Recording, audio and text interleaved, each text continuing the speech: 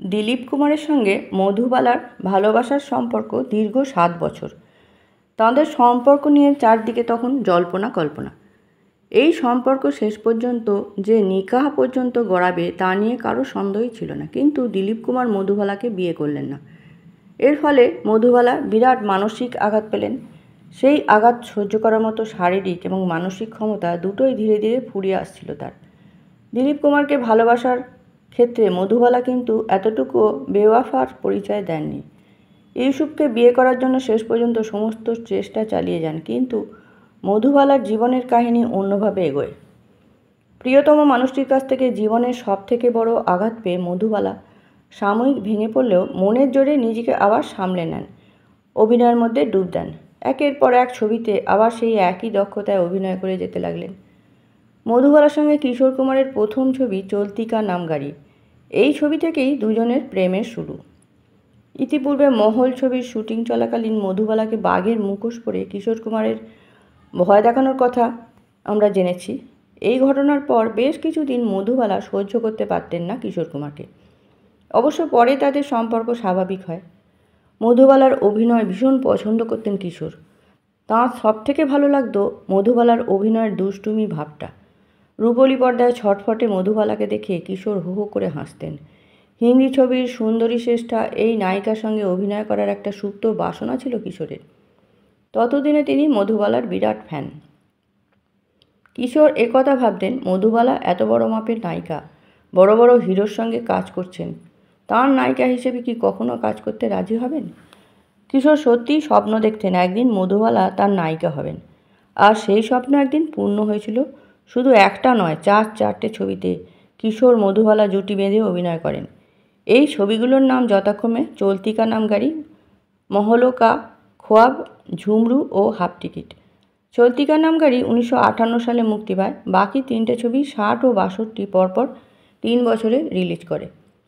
মধুবালা যে অসুস্থ, হার্টের একটা বড় সমস্যায় ভুগছেন একথা জানতেন কিশোর কুমার। চলতি কা নাম গাড়ির ইনডোর শুটিং চলাকালীনই একবার সেটের মধ্যেই মধুবালা হঠাৎ অসুস্থ হয়ে পড়েন। এর ফলে শুটিং কয়েকদিন বন্ধ রাখতে হয়। কে আসিফের মুঘলে আজম ছবির শুটিং করতে গিয়েও মধুবালাকে যথেষ্ট শারীরিক কষ্ট সহ্য করতে হয়। কে আসিফ খুব বাস্তবসম্মতভাবে শুটিং করতেন। মুঘলে আজমের একটা দৃশ্য ছিল যেখানে সারা শরীর শেকলে বেঁধে রাখা হয়েছিল মধুবালাকে। সেই সময় প্রায় বুকের যন্ত্রণায় কষ্ট পাচ্ছেন তিনি। মধুবালার শারীরিক কষ্টের কথা ভেবে তার বাবা চেয়েছিলেন শুটিংয়ের সময় প্লাস্টিকের শেকলেই যেন মেয়েকে বাঁধা হয়, কিন্তু কে আসিফ মধুবালার বাবার অনুরোধ কানেই তুললেন না। বলেছিলেন মধুবালাকে আসল ভারী লোহার শেকল পরেই শুটিং করতে হবে, আর সে শেকল তার শরীরে শক্ত করেই বাঁধা থাকবে। মধুবালা সব শুনলেন।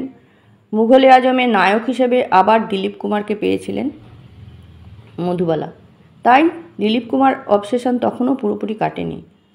পাশাপাশি একটা চ্যালেঞ্জের ব্যাপারও এসে গিয়েছিল মধুবালার মনে। দিলীপ কুমারের সঙ্গে টক্কর দিয়ে অভিনয় করতে চেয়েছিলেন। অতএব ছবির প্রয়োজনে শুটিংয়ে কোনো রকম সমঝোতা করতে রাজি হলেন না মধুবালা। কে আসিফ যেমন চেয়েছিলেন সেইভাবেই সাড়া দিয়েছেন তিনি। লোহার শেকল পরেই তাকে শুটিং করতে হবে জেনেও মধুবালা আপত্তি করেননি। একটা জেদ চেপে গিয়েছিল তার। শুটিংয়ের সময় মধুবালাকে বেশ শক্ত করে শেকলে বাঁধা হতো। অনেকক্ষণ শুটিং চলার ফলে কখনো কখনো শেকল কেটে বসে যেত তার শরীরে। শেকলের চাপে রক্ত জমে শরীরের কোথাও কোথাও নীল হয়ে যেত। তবে এসবের কিছুতেই ভ্রূক্ষেপ করছিল না মধুবালা। মুঘলে আজমের শুটিংয়ে দিলীপ কুমার মধুবালার প্রতি এতটুকুও সহৃদয়তার মনোভাব দেখাননি, যেন মধুবালাকে তিনি চেনেনই না। দিলীপ কুমারের এই আচরণে মরমে মরে যেতেন তিনি। সব কষ্ট মন শক্ত করে শুয়েছেন। প্রাণ খোলা হাসি ছিল মধুবালার আর এক পরিচয়। সেই সময়টায় হাসতেও ভুলে গিয়েছিলেন। মুঘলে আজম মুক্তি পেয়েছিল 1960 সালের 5ই আগস্ট। রিলিজের কিছুদিনের মধ্যেই এই ছবির নাম সবার মুখে মুখে। ব্লকবাস্টার ছবি মুঘলে আজম। মধুবালার অভিনয়ের উচ্ছ্বাসিত প্রশংসা হলো, কিন্তু তার দুর্ভাগ্য এত ভালো অভিনয় করেও সে বছর সেরা অভিনেত্রীর ফিল্মফেয়ার পুরস্কার পেলেন না। দিলীপ মধুবালার ভেঙে যাওয়া সম্পর্কের কথা ততদিনে ইন্ডাস্ট্রির সবাই জেনে গেছেন। এই নিয়ে ফিল্মি পত্রপত্রিকাগুলোতেও নানা স্পেকুলেশন, বিভিন্ন ধরনের স্টোরি বেরোতে লাগলো। এরকম সময় মধুবালা যখন মনে মনে কিশোরের দিকে একটু একটু করে এগোচ্ছেন, হিন্দি ছবির 2 সুদর্শন নায়ক প্রদীপ কুমার ও ভরতভূষণ তাকে বিয়ের প্রস্তাব দেন। মধুবালার কাছ থেকে খবরটা জানতে পেরে কিশোরও কালবিলম্ব না করে তাঁকে বিয়ে করার ইচ্ছে প্রকাশ করেন। কিশোরের সঙ্গে প্রেম হলেও তাকে বিয়ে করার ব্যাপারে তখনও কোনো সিদ্ধান্ত নেননি মধুবালা। মানুষ হিসেবে কিশোরকে তার ভালো লাগে এই পর্যন্ত। নার্গিস ছিলেন মধুবালার ঘনিষ্ঠ বন্ধু। তিনজন নামী পুরুষ বিয়ের প্রস্তাব দেওয়ায় মধুবালা একটু ঘাবড়ে যান। জীবনের অন্যতম গুরুত্বপূর্ণ সিদ্ধান্ত একা নিতে তিনি ভয় পাচ্ছিলেন। নার্গিসকে সব বললেন। ভরতভূষণকে বিয়ে করার পরামর্শ মধুবালাকে দেন নার্গিস। তিনি বলেছিলেন যেহেতু ভরতভূষণ বিপত্নিক, মধুবালাকে তিনি খুব যত্ন করবেন। তবে মধুবালার স্বামী হিসেবে প্রদীপ কুমার ও কিশোর কুমার কাউকেই বিশেষ পছন্দ ছিল না নার্গিসের। তার পরামর্শ শুনেও মধুবালা শেষ পর্যন্ত কিশোরকেই স্বামী হিসেবে পছন্দ করেছিলেন। বিয়েটা তাড়াতাড়ি সেরে ফেলার জন্য ব্যস্ত হয়ে ওঠেন, কারণ মধুবালার আশঙ্কা ছিল যে কোনো সময় তিনি আরও অসুস্থ হয়ে পড়তে পারেন। তখনও কিশোর কুমারের সঙ্গে তার বিয়ের কথা ঘোষণা করা হয়নি। একদিন মধুবালার বাঁ হাতের অনামিকা একটি আংটি অভিনেত্রী নাদিরার চোখে প্রথমে পড়েছিল। আংটিতে ইংরেজিতে কে অক্ষরটি লেখা। নাদিরা তাকে জিজ্ঞেস করলেন। মধুবালা কিশোরের কথা বললেন। এরপর নাদিরা বেশ অবাক হয়ে বললেন, শেষ পর্যন্ত কিশোর কুমারের মতো এক অদ্ভুত ধরনের মানুষকে কি করে বিয়ে করার কথা ভাবলি তুই? মধুবালা হেসে বলেছিলেন, নাদিরাজি, কিশোর কুমারই একমাত্র মানুষ যিনি আমার মুখে হাসি ফোটাতে পারেন। এত তো লোক দেখলাম চারপাশে, কিশোরের মতো কাউকে আমার লাগে না। উনি একেবারে অন্যরকম। মধুবালার বাবা হবু জামাই কিশোর কুমারকে জানালেন যে মেয়েকে নিয়ে একটা জটিল অপারেশনের জন্য তিনি লন্ডন যাচ্ছেন। সেখান থেকে ফিরে আসার পরেই বিয়েটা হবে। এই কথা শোনার পর সঙ্গে সঙ্গে কিশোর কুমার সিদ্ধান্ত নেন লন্ডনে যাওয়ার আগেই মধুবালাকে তিনি বিয়ে করবেন। অপারেশন করতে গিয়ে মধুবালার যদি কিছু ঘটে যায়, কিশোর নিজেকে কখনো ক্ষমা করতে পারবেন না। মারা যাওয়ার আগে মধুবালা তার স্বপ্ন পূরণ করতে চান। সেই স্বপ্ন হলো বিয়ে। 1960 সালে 16ই অক্টোবর কিশোর মধুবালার বিয়ে হলো বোম্বেতে। অনুষ্ঠান করেই বিয়ে হয়েছিল। এমন কথাও শোনা যায়, যেহেতু মধুবালা মুসলমান, তাই তাকে বিয়ের পর কিশোর কুমারকেও একটি মুসলিম নাম দেওয়া হয়, করিম আব্দুল। যদিও তার এই নামকরণের ব্যাপারে কিশোরকে কোনোদিনও কিছু বলতে শোনা যায়নি। কিশোর মধুবালার এই বিয়ে নিয়ে বিষাদ মাখানো ছিল গৌরীকুঞ্জের পরিবেশ। কিশোরের মা বাবার তখন যথেষ্ট বয়স। কিশোর মধুবালাকে বিয়ে করার সিদ্ধান্ত নেওয়ায় কুঞ্জলাল গাঙ্গুলি ও গৌরী দেবী দুজনেরই মানসিক অবস্থা ভালো ছিল না। কিশোর নানাভাবে মা বাবাকে বোঝানোর চেষ্টা করেন, কিন্তু তারা এই বিয়ে মেনে নিতে পারেননি। একমাত্র মধুবালাকে মানসিক শান্তি দেওয়ার জন্য মাতৃভক্ত কিশোর তার মায়ের ইচ্ছের বিরুদ্ধে গিয়েছিলেন। কুঞ্জলালবাবু ও গৌরী দেবী দুজনেই গৌরীকুঞ্জ ছেড়ে যাওয়ার ইচ্ছে প্রকাশ করেন, কিন্তু তাতেও কিশোরকে ঠেকানো যায়নি। মা বাবাকে খুশি করার জন্য কিশোর হিন্দু মতেও বিয়ে করেন মধুবালাকে। বিয়ের পর শ্বশুর শাশুড়িকে প্রণাম করতে এসেছিলেন মধুবালা, কিন্তু তার প্রণাম কুঞ্জলালবাবু বা গৌরী দেবী কেউই নেননি। মধুবালা স্বামীকে বলেছিলেন তিনি গৌরীকুঞ্জেই তার নতুন সংসার পাততে চান। কিশোরেরও সেই রকমই ইচ্ছে ছিল, কিন্তু মধুবালা গৌরীকুঞ্জে থাকলে বাবা মা বাড়ি ছেড়ে চলে যাবেন। এই কথা শোনার পর কিশোর যখন বুঝতে পেরেছিলেন কি করবেন পারছিলেন না, তখন মধুবালাই সিদ্ধান্ত নেন তিনি নিজের বাড়িতেই থাকবেন। এক নতুন বউয়ের এরকম একটা সিদ্ধান্ত নিতে যে কত কষ্ট হতে পারে আশা করি তা বুঝিয়ে বলার দরকার পড়ে না। সেই মুহূর্তে মধুবালার হয়তো মনে হয়েছিল কিশোরকে বিয়ে করে তিনি ভুল করেছেন। বিয়ের আগে মধুবালাকে কিশোর কথা দেন যে বিয়েটা হয়ে গেলেই চিকিৎসার জন্য তাকে লন্ডনে নিয়ে যাবেন। কিন্তু বিয়ের পর ওই ব্যাপারে কিশোর কোনো উচ্চাবাচ্চা না করায় মধুবালা একটু অবাকই হয়ে যান। কিশোরের হয়তো মনে হয়েছিল লন্ডনে গিয়ে অপারেশন করালেও মধুবালার হৃদরোগজনিত সমস্যার কোনো হেরফের হবে না। এইভাবেই আরও কিছুদিন কাটল, কিন্তু হঠাৎ মধুবালার শারীরিক অবস্থার অবনতি হওয়ায় কিশোর লন্ডনে যাওয়ার সিদ্ধান্ত নেন। বুকের ব্যথার খুব কষ্ট পাচ্ছিলেন মধুবালাকে লন্ডনে নিয়ে গেলেন কিশোর কুমার, কিন্তু চিকিৎসকরা তাকে পরীক্ষা করে দেখে অপারেশন না করার সিদ্ধান্ত নেন। কারণ মধুবালার শরীরের অবস্থা তখন এরকম যে তাকে অপারেশন টেবিলে তুললে যে কোনো সময় অঘটন ঘটে যেতে পারে। চিকিৎসকরা কিশোর কুমারকে বললেন তাঁর স্ত্রী বড়জোর আর বছরখানেক বাঁচবেন। মধুবালাও কিন্তু জেনে গিয়েছিলেন যে তাঁর আয়ু বেশি দিন নেই। এ কথা জানতে পেরে কিশোরের বুকে মুখ গুজে একদিন অঝরে কেঁদেছিলেন। মা হওয়ার বড় স্বাদ ছিল মধুবালা। স্ত্রীকে নিয়ে দেশে ফিরলেন কিশোর। তার ইচ্ছে ছিল মধুবালা যতদিন বাঁচবেন তার সঙ্গে এবার গৌরীকুঞ্জের বাড়িতেই থাকুন, তাতে সংসার করার অন্তত একটু সান্ত্বনা হয়তো পাওয়া যাবে। কিন্তু মধুবালা গৌরীকুঞ্জে থাকতে রাজি হননি।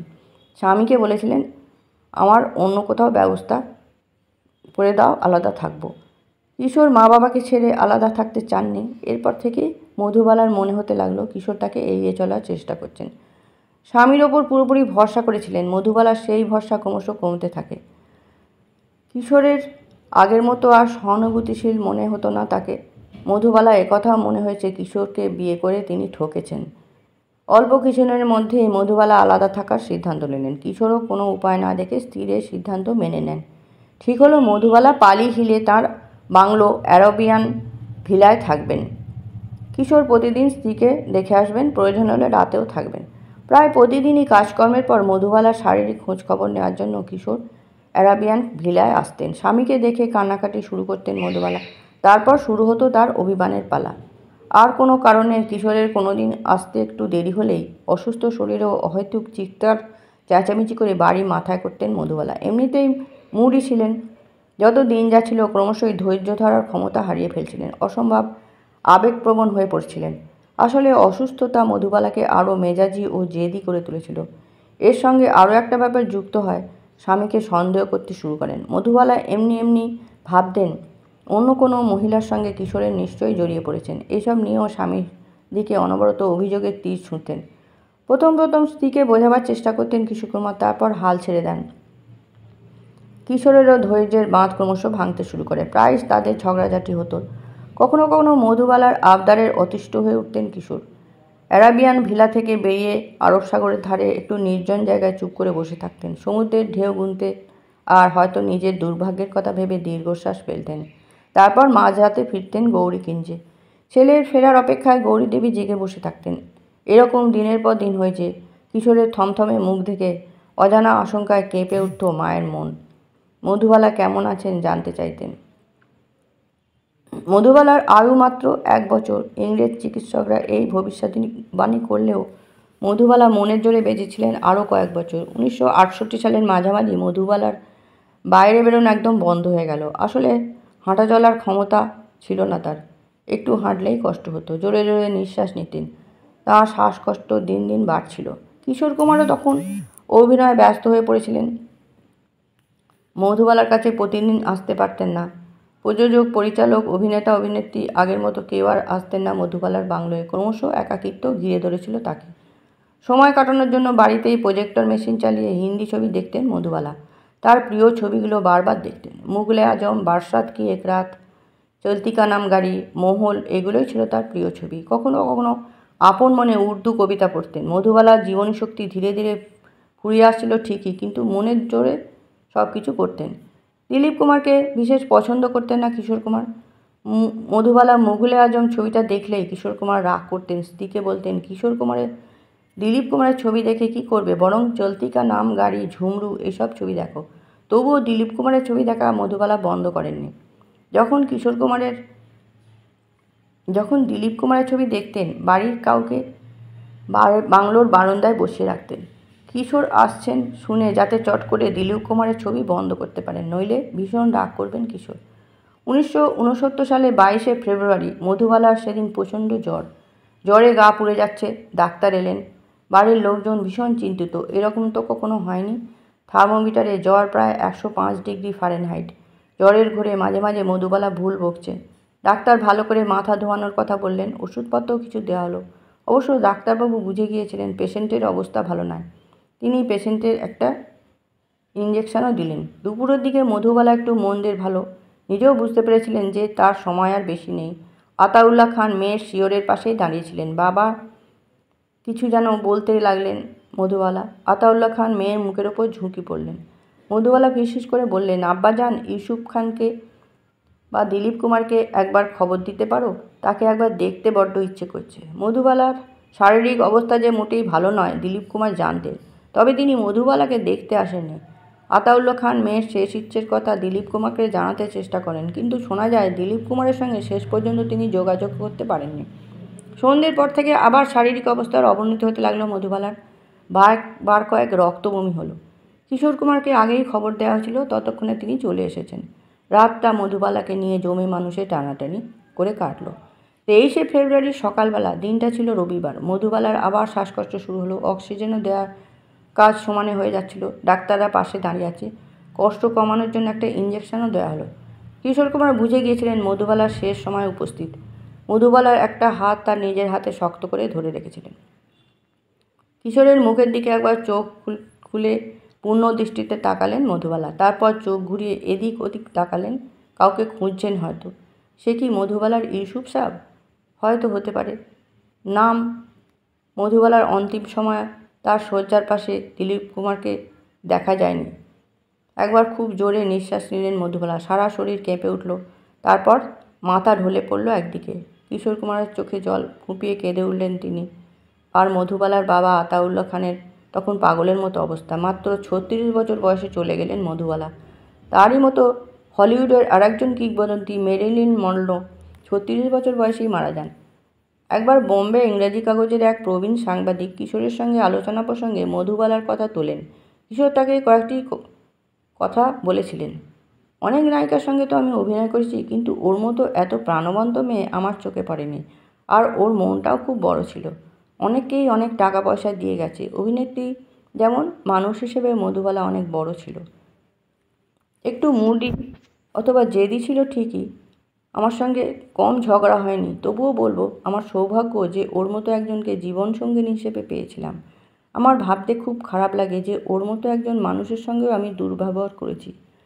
মধুবালার সঙ্গে তাঁর যতই ঝগড়াঝাটি হোক, মৃত্যুতে কিশোর কুমার আবার নিঃসঙ্গ হয়ে পড়লেন। কিশোর কুমার বলেছিলেন, মধু বাঁচতে চেয়েছিল। ওর মতো প্রাণপ্রাচুর্যে ভরপুর একজনকে ভগবান কেন এত তাড়াতাড়ি সরিয়ে নিলেন আজও ভাবি। মধু সুস্থ শরীরে বেঁচে থাকলে হিন্দি ছবির আরও অনেক ভালো ভালো ছবি করতে পারত।